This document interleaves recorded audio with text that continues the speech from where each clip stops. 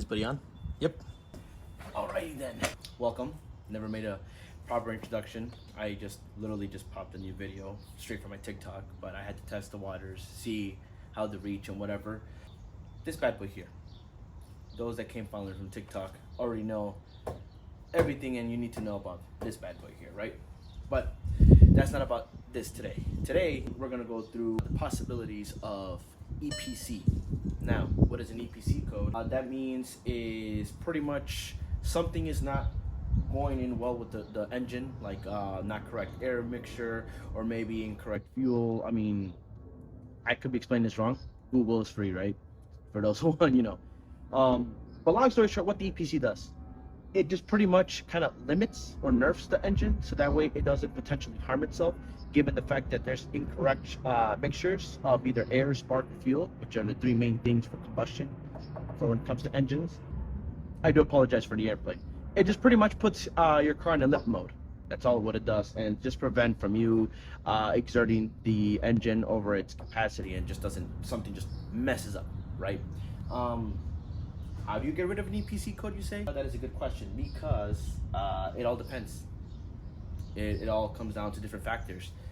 Maybe if your car is MAF sensor based or MAP sensor, something may not be given a good reading, not giving the throttle body a proper reading on how to, you know, suck in enough air.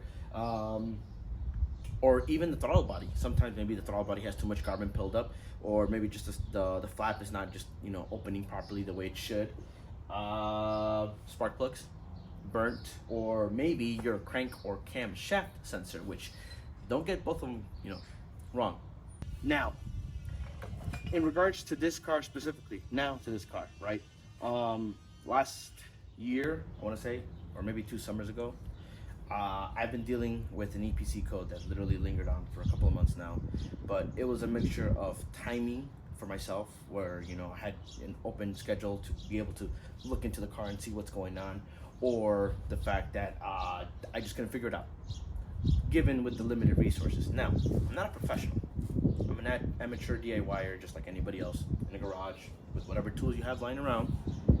But from the stuff that I've been learning regarding to this and not seeing enough people, actually, let me think about how I'm gonna say this. There isn't enough people to talk about it professionally and how to diagnose it. But let's say for those that aren't really too keen or just, you know, need a quick fix, from what I learned as an amateur or somebody who's a beginner, we're just going into this, I'll show you what I did and maybe see if hopefully it helps any of you guys, right? So then, I'm gonna teach you guys the easy way and the complicated way. And let's go with the easy way, just how you would diagnose it first, right? So first things first, you wanna diagnose by diving into your engine bay, right? Now, one thing I'm gonna do, this is gonna be based on my car because I drive a Volkswagen Jetta SE, but most processes are usually the same. So if your car has an intake plastic cover, take it off. I know some have screws usually along the cover. It may vary by vehicle, so just bear that in mind. But in my case, this is for my Volkswagen. I'm just gonna kind of speak like how you're doing this on the Volkswagen, and also may help for other 2.5 owners that are out there, you know. So in the case of my car, it has grommets that you just, you know, yank it out from each side. And then also, because given my car, gonna grab the stand real quick. Now, in my case of my intake cover, before pulling it off the grommet, it's still connected from the vent to the cover, and then from the cover to the throttle body. So you want to unclip that, of course. Well, in my case, because I messed up, so don't judge, I just got to pull the hose out like this. And boom, it's off. So now that you disconnected the hose, pull off the cover, of course, without being brutal, like I did, but I was already broken, so ignore that. Take this bad boy off and set it to the side. Now that you got the engine exposed, this is where you start. You could always check the spark plugs by pulling them off and then checking if it's burnt. So I guess we'll start that, see if maybe your spark plugs are burnt, who knows. So first, we're going to start off by unplugging at least one of the coil packs, right?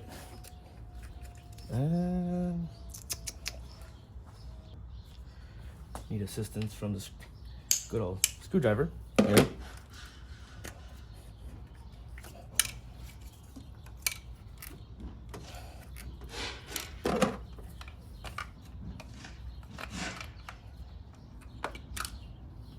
Boom. Make sure there's no oil, no burnt, you know, carbonization, just whatever. Just double check your coil packs, depending, you know, which ones you have. If there's coil, you know, the cable based or this, you know what I mean. All right, so then you set your coil pack to the side, and then you're gonna want to grab your whatever tool you use. In this case, I use this from TikTok shop. You'll see in one of my videos when I got it. And just take out the spark plug. Now, mind you, I apologize if I over explain or I just pretty much yap. This is my first official YouTube video explaining cars, so hope you guys give me a minute. But you know, anyways.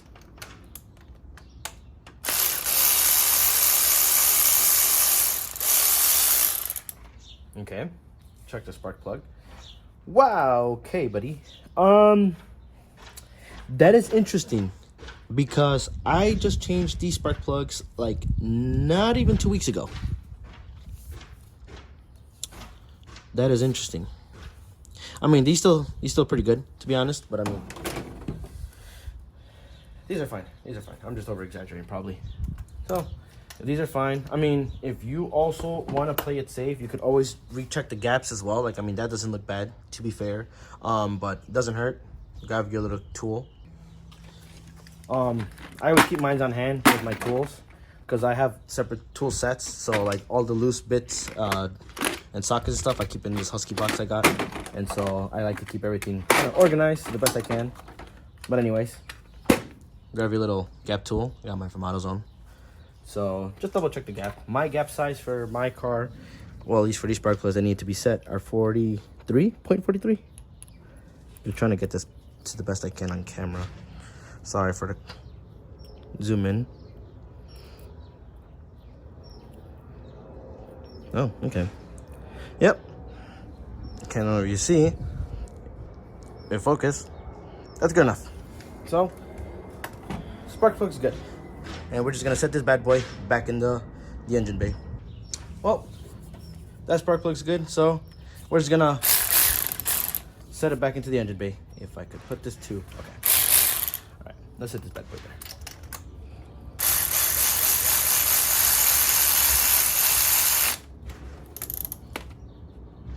There you go, give it a little manual torque. Boom.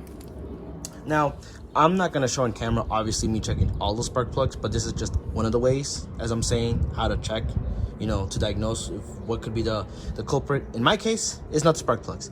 I know it's not the spark plugs. But again, sake of the video, you know, move on. Oop, let's put this bad boy back there, just in case.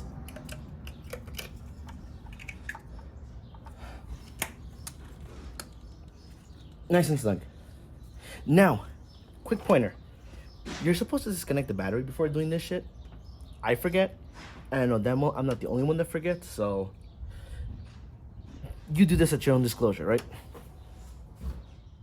Now, another way you could also check is the throttle body. See if there's any carbon buildup or, you know, gunk just on there. Now, in my case, I don't have a MAP sensor, so I don't gotta, you know, disconnect anything. The only way to distinguish if you do have a MAP sensor is that if you had, let's say, a sensor that will plug in right on top, disconnect and connect. That's the only way you can distinguish. Mine is map based, so I don't gotta worry about that. But in my case, this is my throttle body, and here's my intake hose that connects to the cover that's right here. So all you just gotta do is disconnect these hoses and disconnect this bad boy as well.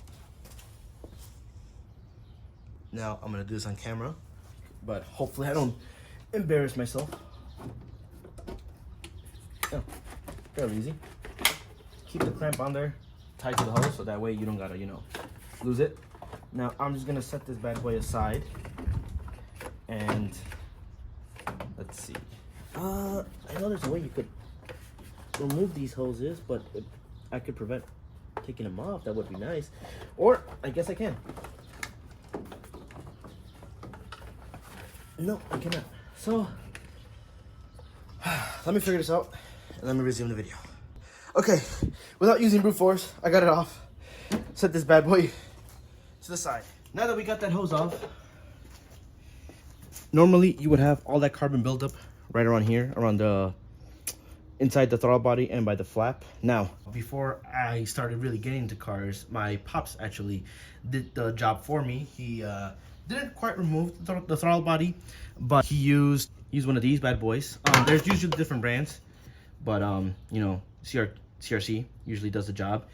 Pretty much what you do is that you would just go ahead and spray along the throttle body, and then grab your towel and then, you know, do the best you can and just kind of clean it. Now, my dad did say when he was teaching me how to do this is to avoid having to open the flaps too much. That is if you're not uninstalling the throttle body, because you also have the sensor, the hose, and all that stuff. And in my car, you don't want to mess with all that unless you really need to or have to replace the throttle body. So in this case, what you would do is grab your shop towel, your screwdriver, and then just kind of just dig in there without using the flathead to scrape. Don't scrape, just kind of like push, kind of push let the towel do the work, you know, kind of, you know, around there once you sprayed it and all that. I'm not gonna mess with it because mine is clean, as you see, but normally after a couple 100,000 miles, all of that built up. But in my case, mine's clean. That's not the issue. So once you're done with that and you got it all clean, fire up the car. What I would suggest is you could try to put at least this hose on and let the car run. Or what you also can do to just, you know, kind of cut corners, put a towel on it, and then to prevent a lot of air going in. But in my case, now that I just remembered, it's going to be difficult because the hoses for the map sensor are disconnected. So it may give a very incorrect reading, so the car will suffocate regardless. I'm an amateur. Take whatever I say with a grain of salt. Seek professional help if my video doesn't help, but I'm just trying to help beginners. I'm sorry, I suck at explaining, but you know, you get the idea. Now, check the spark plugs, check the intake, and checked the throttle body, 2-in-1 deal pretty much. Now you just check either the crankshaft or the camshaft sensor. Now, I just replaced my crankshaft sensor and the car started firing up pretty well. But again, I know my issue. For the sake of the video, I'm just showing you how to diagnose your issue. But let's just say your crankshaft is good, right? In some engines, it's either on the side, behind, inside in one of the internals, which I apologize if you have to deal with that. But thankfully for my case, it sits underneath the engine, right where between where the oil pan and the transmission sits. There's a little grommet, or a little like an area where it's like sitting right there. But mine's good, right? And for the sake of the video, let's say that sensor's good. What about the camshaft sensor? Usually the camshaft sensor is also one of the biggest culprits when it comes to the EPC code. And in my case, that boy right there is well, it's not it is the culprit for my case. So what can you do? You could either clean it, you could either clean it, or you could either replace it. Now, I have mine replaced from AutoZone, Duralast. Yeah, I know, big whoop. I know Duralast gets a lot shit. What I'm gonna try to do is I'm just gonna take it off, clean it, spray it, you know, with some electronic cleaner, put it back in there, fire up the car, see, and maybe drive it around and see if maybe that works. All right, so let's get a torque screw and remove this bad boy. Now let's see if any of these fit, which I know maybe this guy does. No? Yeah, no? Oh, it does. Okay, perfect. This bad boy here. And then let me get my tool. Where are you? Here you are. Make sure you don't lose your bits. Put this bad boy there. And then into your tool. All right, now.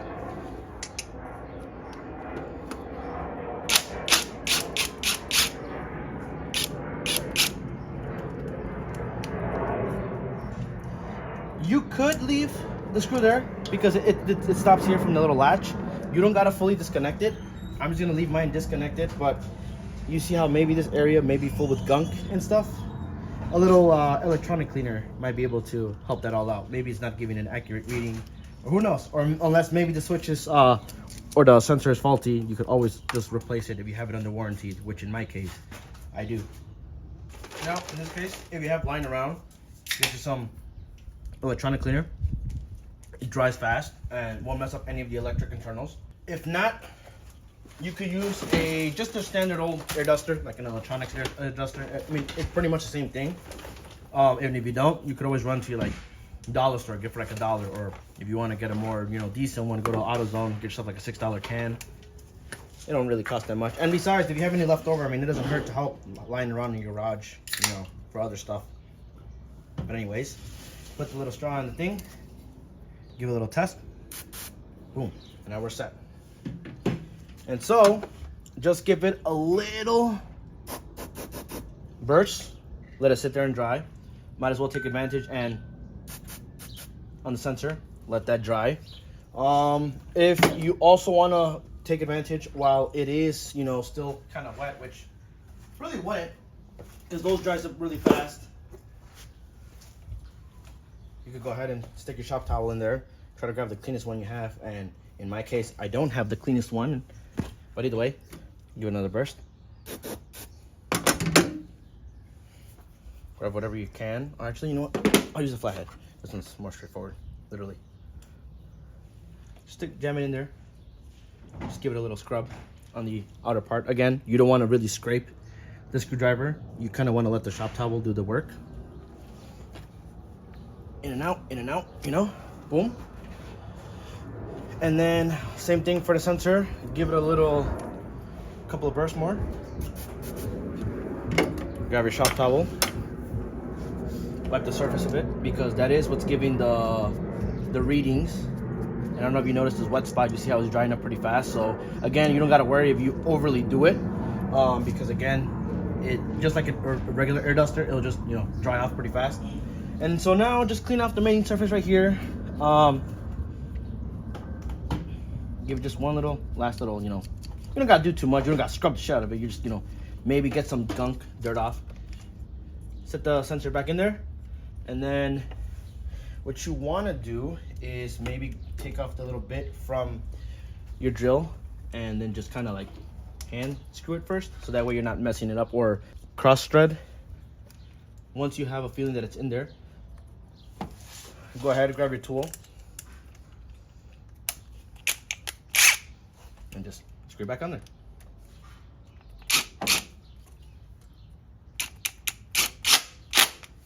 Don't over torque it, just get a little, and you're good. And then fire up the engine, see if the dash doesn't show up an EPC code. For mine, it pops up every now and then, so I would have to drive it.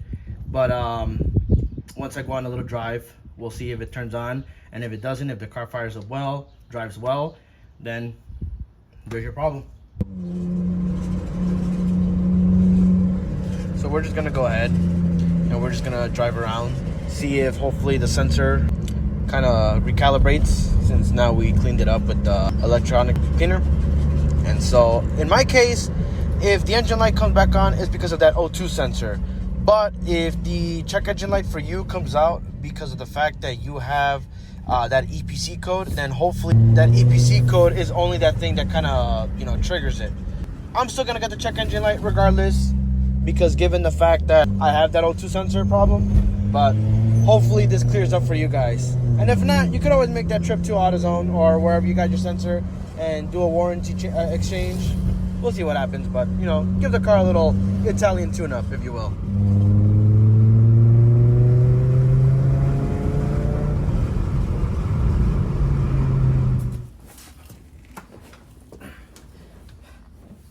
Suppose all of that doesn't work.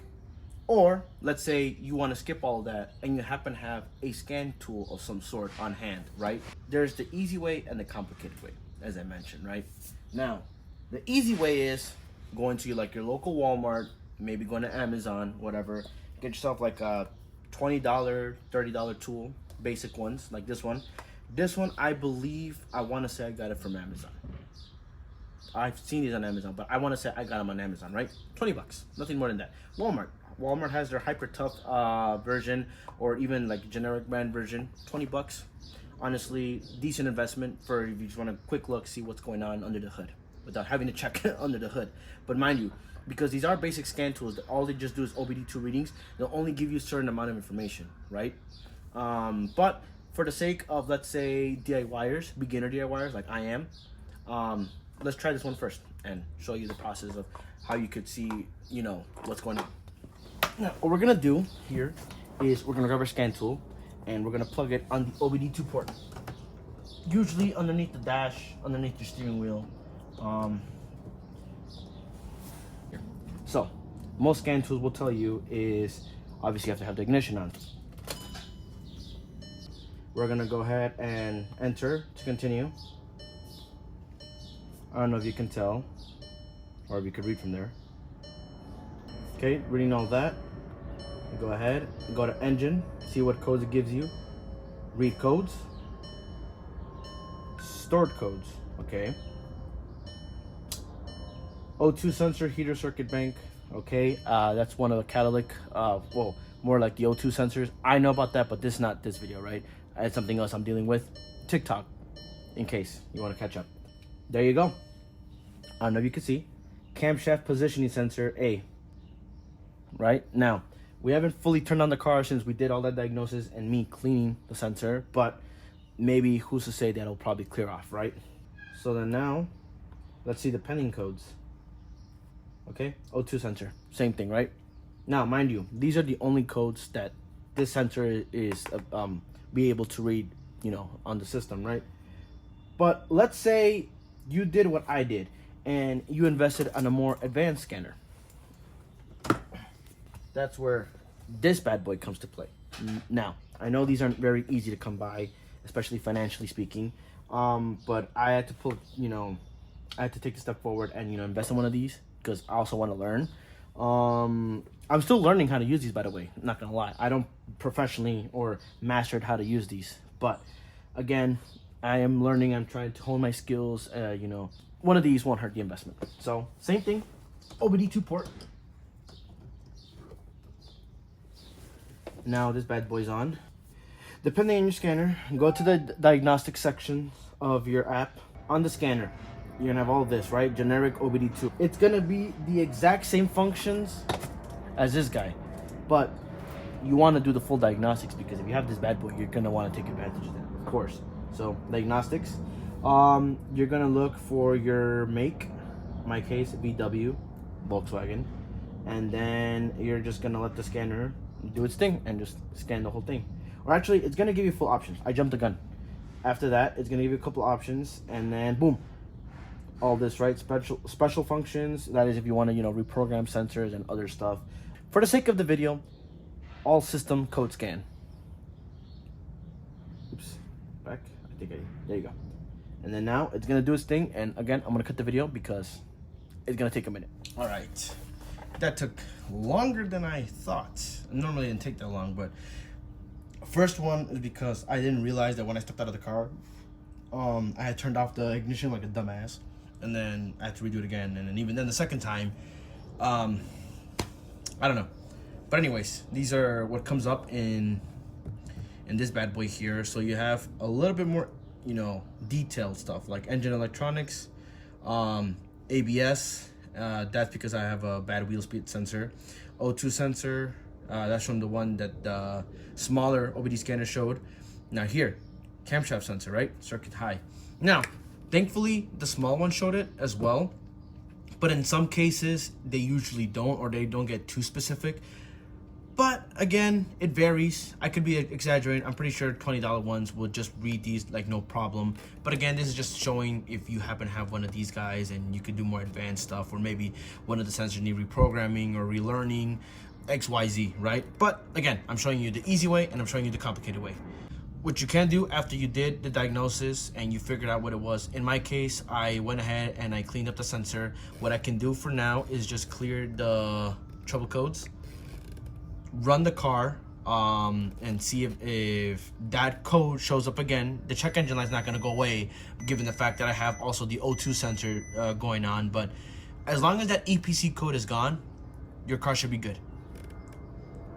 And yeah, pretty much that's it. So once you leave here, and let's say you mess with the butterfly flap on the throttle body, need to relearn it or whatever, kind of calibrate it, you could always go, at least in my scanner, right? In this case, special functions, and then you have throttle learning, and it'll give you like the process of how to do all that. Service operation, reset service, like if you do an oil change, you can reset the oil change. I'll get in depth when I learn more, and a separate video to just explain more thorough, because I did a first impressions, but right now we're just focusing on EPCs. And that's pretty much it. I mean, you know, at the end of the day, if none of this work, you could always take it to a professional help, but just helping out the average DIYer like I am, an amateur beginner, you know, or you're just not that too keen about cars. But hopefully, you know, these easy methods and diagnosis, you know, help you be able to see what's exactly wrong with your car. At the end of the day, it could be the most small things that could save you hundreds, if not thousands of dollars. So hopefully you guys enjoy. Hopefully it was helpful, or at least it helped anybody. I know it probably helped me, videos like this, so I decided to, you know, contribute and, you know, spread along the knowledge that I've learned as far as I know. YouTube certified. But other than that, thank you guys. Catch you guys in the next time.